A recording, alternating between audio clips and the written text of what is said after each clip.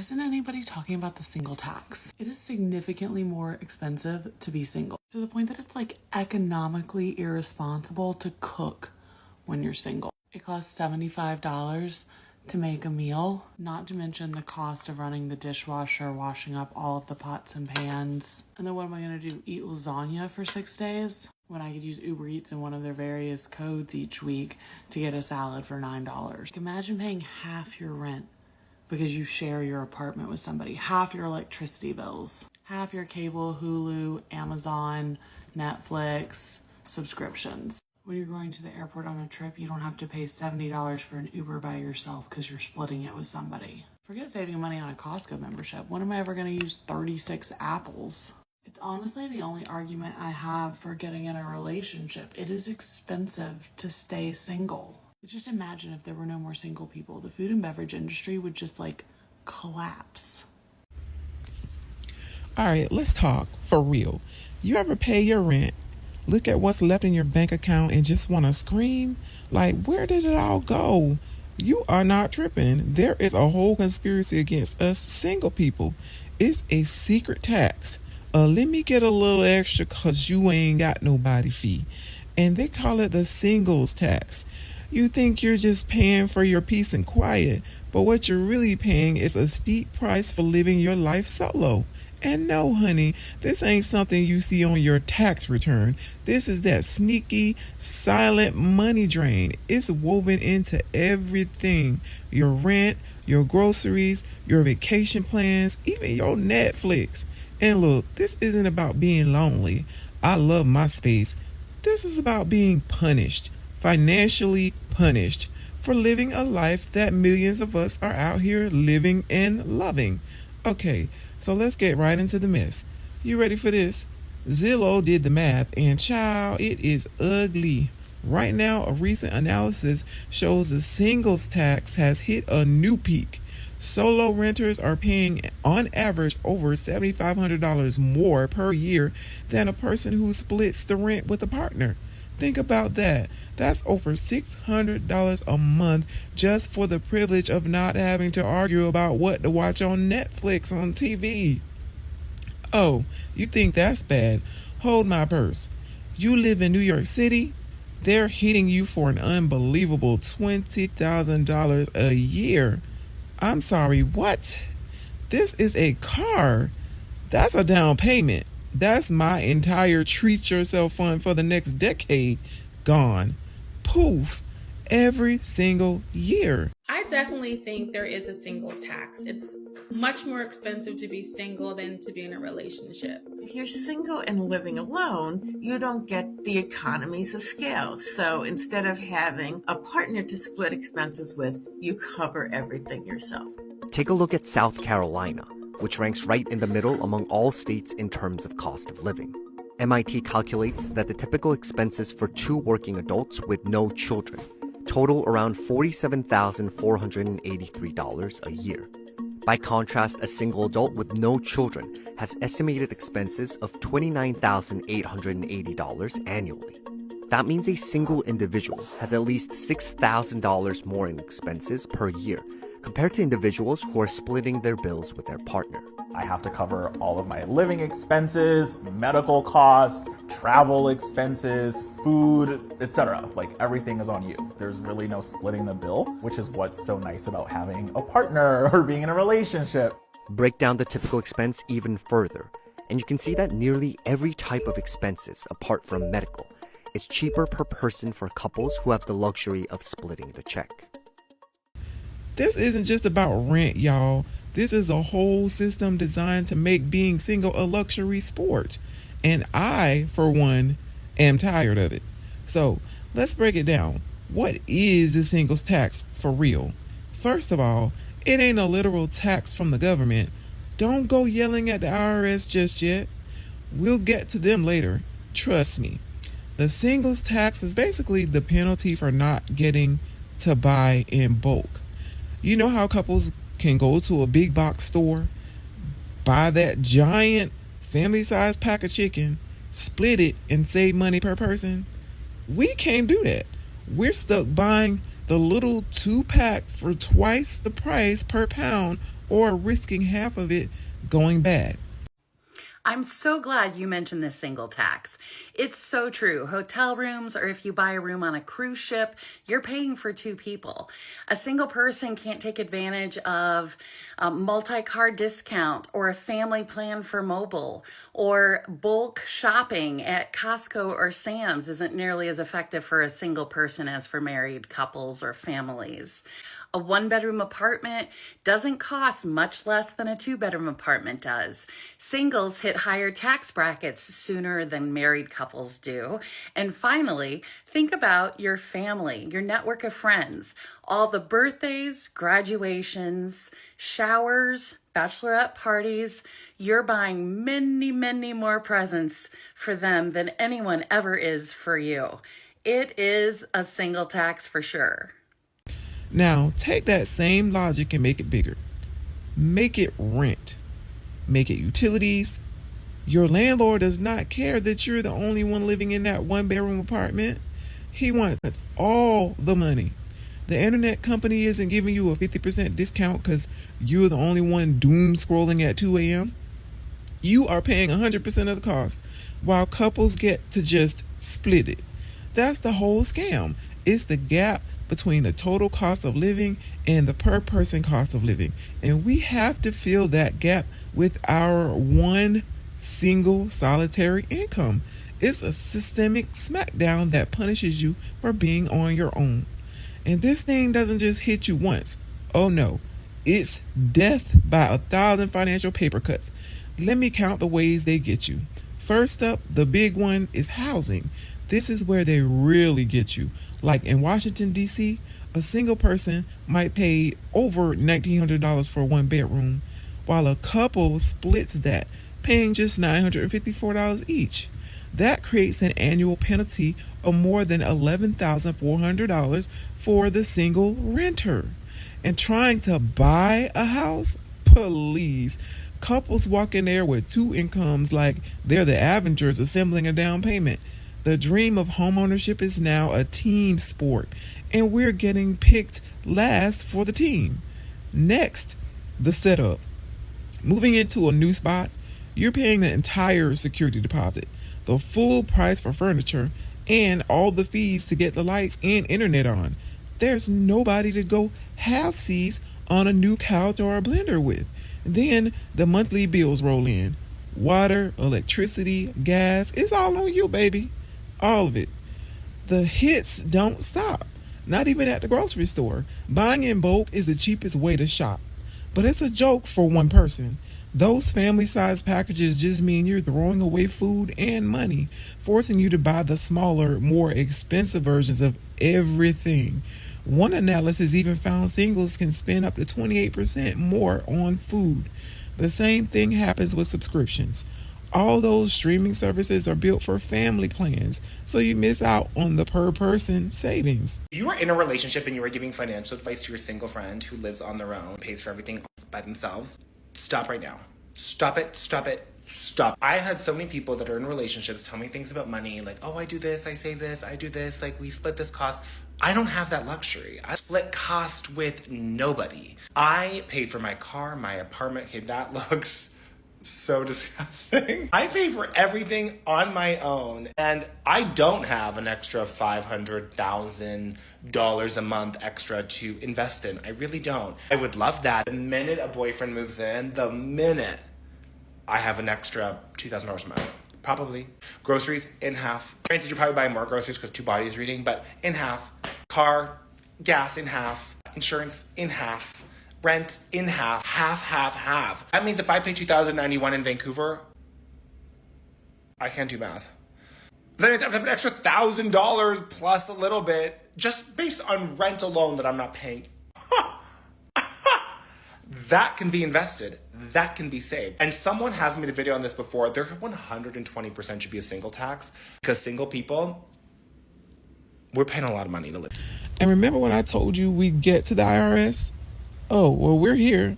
The actual tax system can play you too. You know, the older I've gotten, the more I finally fucking started to understand taxes. Like, I didn't fucking understand this shit. I just remember, like, when I was in college, I was getting back buku hellas amounts of money.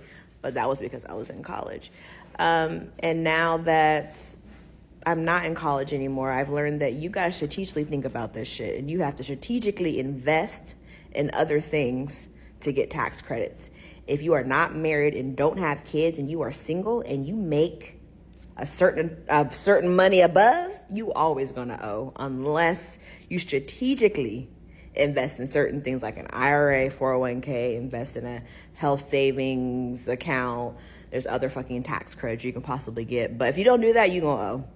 I owe the government $57.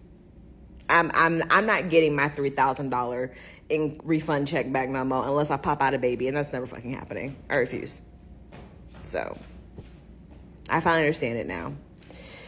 Some people love tax season, and I don't think I'll ever be one of those. The U.S. tax bracket sometimes create a marriage bonus where a married couple filing jointly can pay less in total taxes than if they were both single, especially if one person earns a lot more than the other.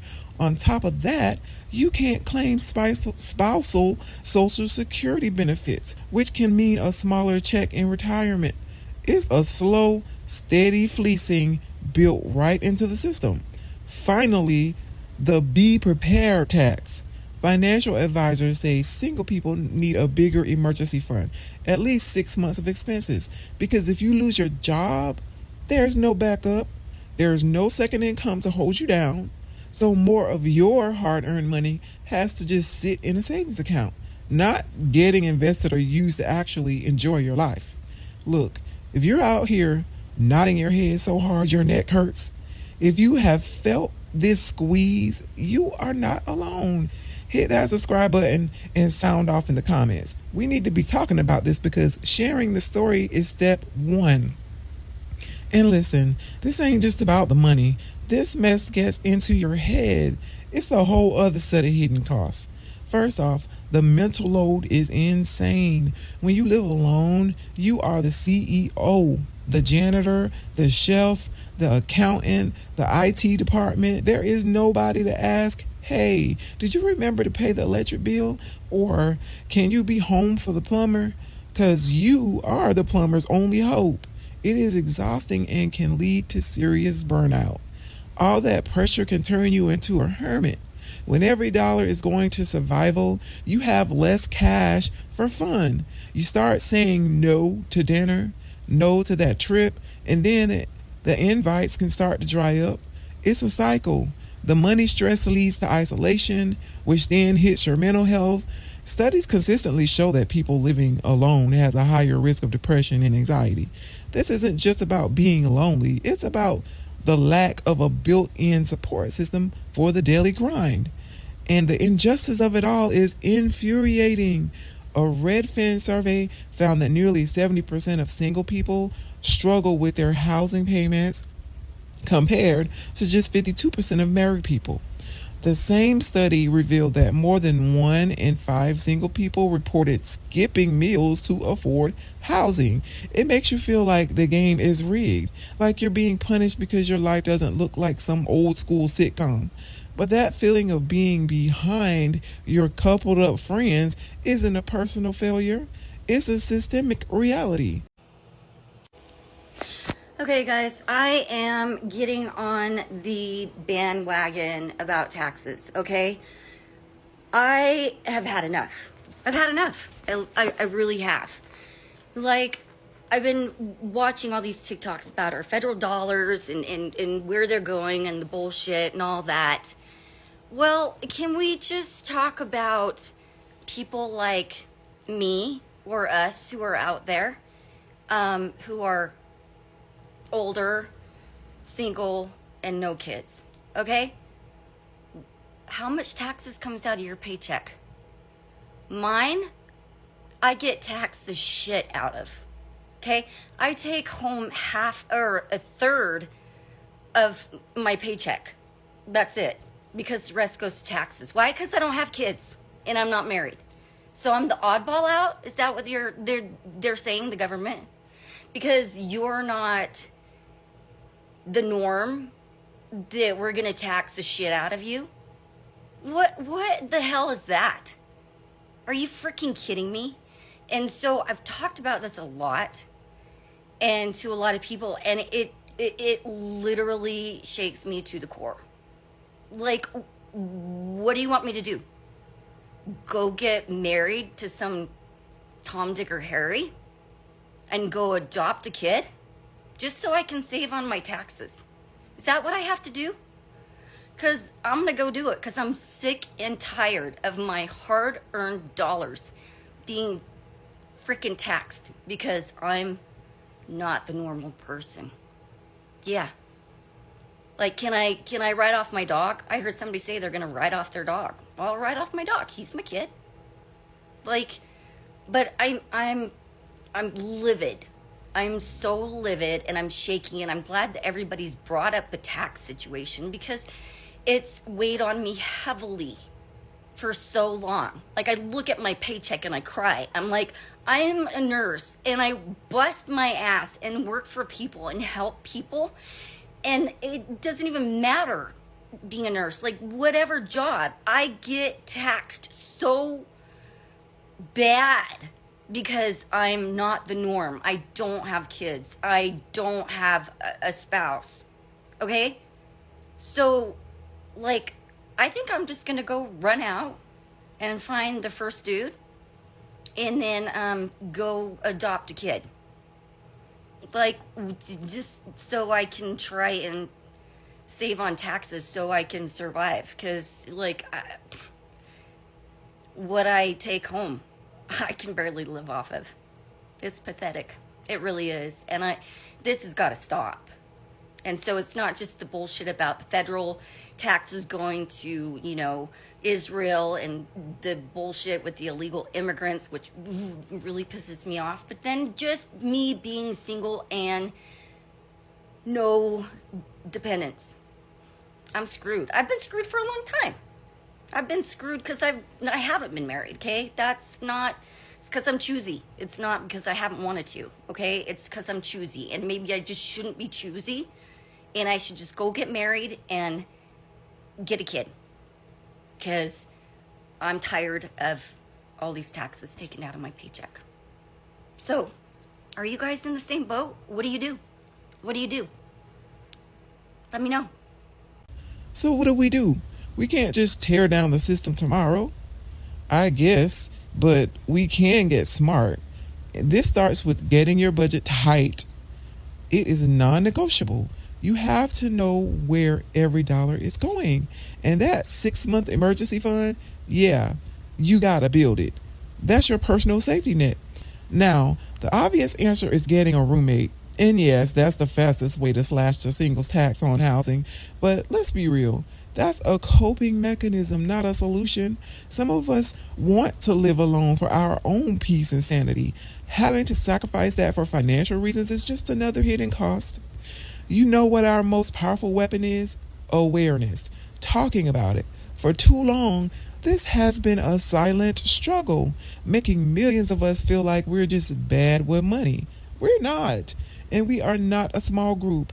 A Pew Research Center analysis found a huge portion of the adult population is unpartnered. We are not some little niche market. While I was working out today, I was thinking about how worried I am about my tax information getting into the hands of Elon Musk, and how worried I am in general as a high-earning single woman that part of the strategy is going to make that tax status so uncomfortable and also unsavory that a lot of people are going to be forced, right? But decide to get married simply because it will be so much better economically. As a single person already, I get less tax breaks, I get less tax credits, I get less deductions, I don't have kids. And as a high income single person, a lot of the deductions that I could have previously taken that would have helped me are now gone. I am actually very afraid that they are going to restructure our tax code to benefit marriage and children so much that it just does not make economic sense if you're in a certain tax bracket to be single. Because we're already starting to get there now because of the way that our tax structure is so set up to benefit married people with kids, that I can only imagine now what they are doing since this administration and the Republican Party are so focused on the fact that American women are not married, that American women are having less kids. I am now very afraid I'm going to be taxed out of singlehood, that it is just actually going to make no economic sense for me to continue being single and having the time to actually decide if I want to get married. So look, the singles tax is real, it's disrespectful, and it is expensive. It's the thousands of extra dollars for rent, it's paying more for your groceries, it's shouldering every single bill, and it's the mental weight of managing it all by yourself. It's a tax on independence that drains your bank account and your spirit. But recognizing this isn't about complaining. It's about validating a real struggle. That you're not bad with money. You're just playing the game on hard mode. So now I want to hear from you. What's your experience with the single tax? What's the wildest hidden cost that you've had to pay? Drop it in the comments. Let's build a community. Let's get loud and let's show them just how many of us are dealing with this mess every single day. I'll see you in the next one.